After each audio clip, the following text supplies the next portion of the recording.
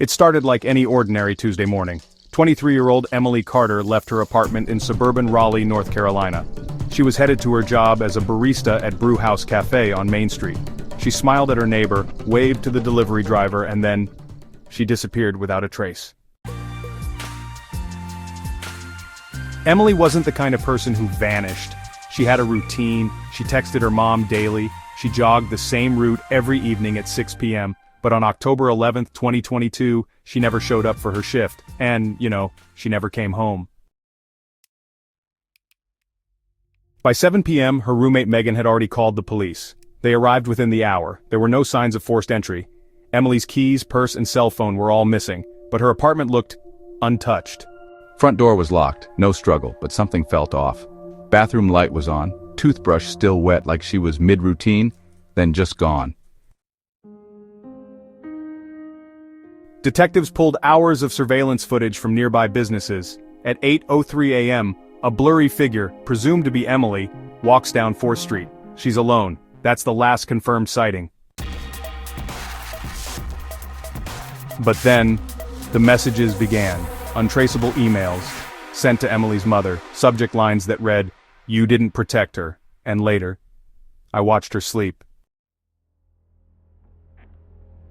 She always said she felt watched, like someone was behind her, but we thought maybe it was just anxiety. 3 weeks after the disappearance, police found something, a burner phone. Ditched in a storm drain 4 blocks from the cafe. Inside, one contact, labeled E. Messages spanned over 7 months, obsessive, territorial, then violent. Security footage taken from across the street captured Emily at the grocery store. She was smiling at a man who was just out of the camera's view. Frame by frame, investigators enhanced the reflection in the freezer door. It was her coworker, Michael Avery. He was quiet, kept to himself. But he knew her schedule, every detail. And Emily had reported someone tampering with her car 3 times. Michael denied everything. He said he barely knew her and claimed he had an alibi. But honestly, his timeline had gaps. And then, the notebook surfaced. Found in a storage unit under his name, tucked in a box labeled, tax documents. Inside, there were pages filled with Emily's name. Doodles of her smile, maps of her jogging routes, and well, a list titled, "When She's Most Alone." Still, there was no DNA, no physical evidence tying him to the disappearance. Unknown male voice. Vo. She's not gone, just hidden, where only I can see her. The voice was scrambled, untraceable, honestly, but it matched the cadence of Michael Avery. The district attorney declined to press charges. Insufficient evidence. Michael moved out of state, changed his name. The case remains open. But then, 1 year later, a single postcard arrived at the Brew House Cafe. There was no return address, just one sentence. "You served her last latte, but I'll drink her last breath." Was it him, or someone closer? Emily Carter is still missing, her case remains unsolved, and somewhere, her stalker is watching, closer than anyone ever knew. Vanished Whispers True Crime. Subscribe for more stories where truth leaves a trace, but justice does not. Gap 3S, Barista, VO.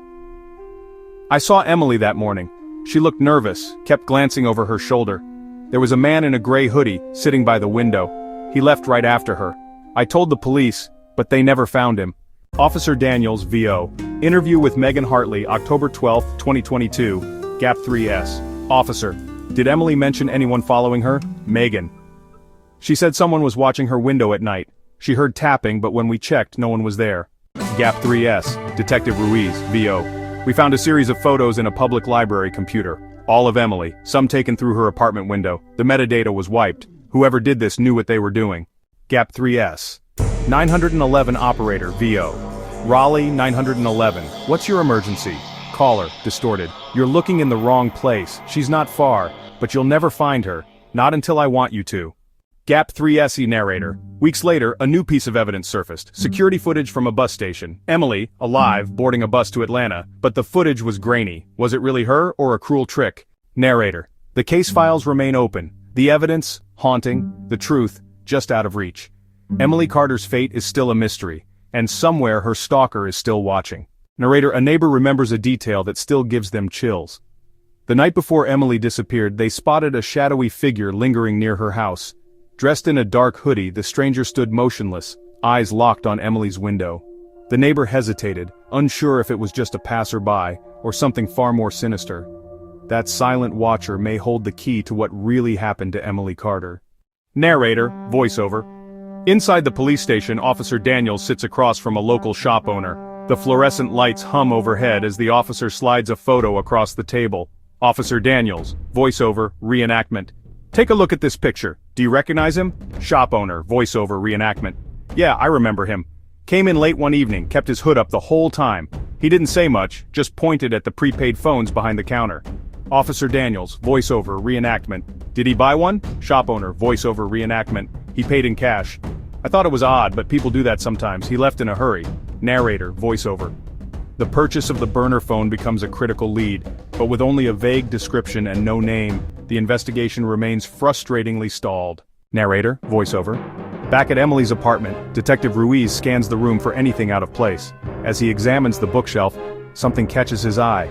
A tiny blinking light tucked between dusty novels.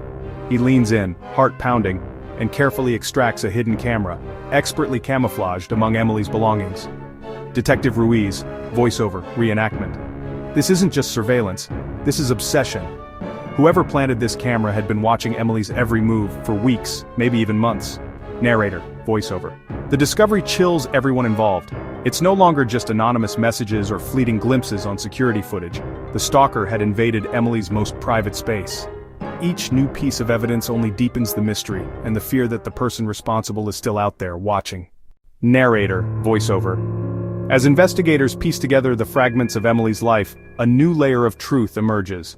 Emily's best friend Sarah sits nervously across from Detective Ruiz, her hands trembling as she clutches a faded photograph of the two of them. Sarah, voiceover, reenactment. Emily never wanted anyone to worry, but she'd been getting these anonymous messages for months, threats, warnings, sometimes just her own schedule typed out like someone was watching. She was terrified, but she begged me not to tell anyone. She thought maybe it would stop if she just ignored it. Narrator, voiceover. Sarah's revelation casts Emily's ordeal in a harrowing new light. The messages were not a recent development, they were a constant shadow, haunting her every day. And now, the scope of the stalker's obsession becomes painfully clear.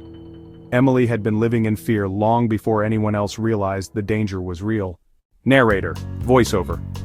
As the investigation drags into the late hours, Officer Daniels sits alone at his desk, reviewing Emily's case file. The weight of the evidence and the lack of answers presses heavily on him. Officer Daniels, voiceover, reenactment. People think this is just another case, but it isn't. Years ago, my own sister went through something like this, the late-night calls, the feeling that someone was always right behind her. We never caught her stalker. I promised myself I wouldn't let that happen again. Narrator, voiceover. Officer Daniels' personal connection to the case brings a new sense of urgency. His determination is no longer just professional, it's deeply personal. For him, solving Emily's case means more than justice. It means redemption. And this time, he refuses to let the darkness win. Narrator, voiceover. Just when it seems the investigation has reached a dead end, a breakthrough stuns everyone. Late one evening, Officer Daniels discovers a name buried in Emily's old yearbooks. Someone who'd appeared again and again in the background of her life. A former classmate, Daniel Harper, who had once been quietly obsessed with her. Soft, tense music swells. Narrator, voiceover. Digging deeper, Daniels uncovers a pattern. Awkward messages from years past, social media accounts created under false names, and a series of anonymous gifts sent to Emily during high school. It all points to Harper, a shadow from Emily's past who never truly let go. Quick cuts of old photos, blurred faces, highlighted names, narrator, voiceover. This revelation shakes the foundation of the case. The stalker wasn't a stranger lurking in the dark. He was someone Emily once knew, someone who had blended into the background, quietly feeding his obsession for years. Now, the true scope of the threat becomes chillingly clear. heartbeat sound intensifies. Narrator, voiceover.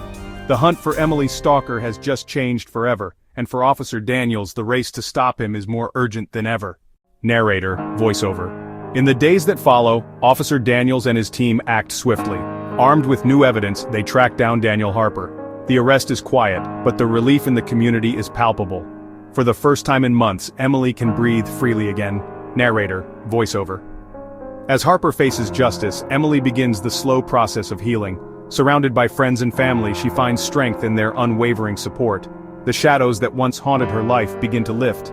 Narrator, voiceover. The case is officially closed, justice has been served. Though the scars remain, Emily is determined not to let fear define her future.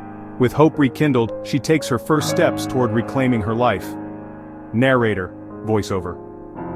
For Officer Daniels, it's a hard-fought victory, a reminder of the power of persistence and the importance of never giving up, even when the answers seem just out of reach. Narrator, voiceover. Emily's journey reminds us that even in the darkest moments, hope can shine through. No one should ever have to face fear alone. There is strength in reaching out and healing in being heard. If you or someone you love is experiencing stalking or harassment, know that your voice matters. Trust your instincts, document your experiences, and reach out to authorities and those who care. You are never alone in this. Narrator, voiceover. Below, you'll find resources and hotlines dedicated to helping survivors reclaim their peace and safety. Healing is possible, and hope is real. Together, we can create a world where no one has to walk this path alone. Narrator, voiceover. Thank you for joining us on this journey. Take care of yourself, hold your loved ones close, and remember, there is always hope, and you are never truly alone.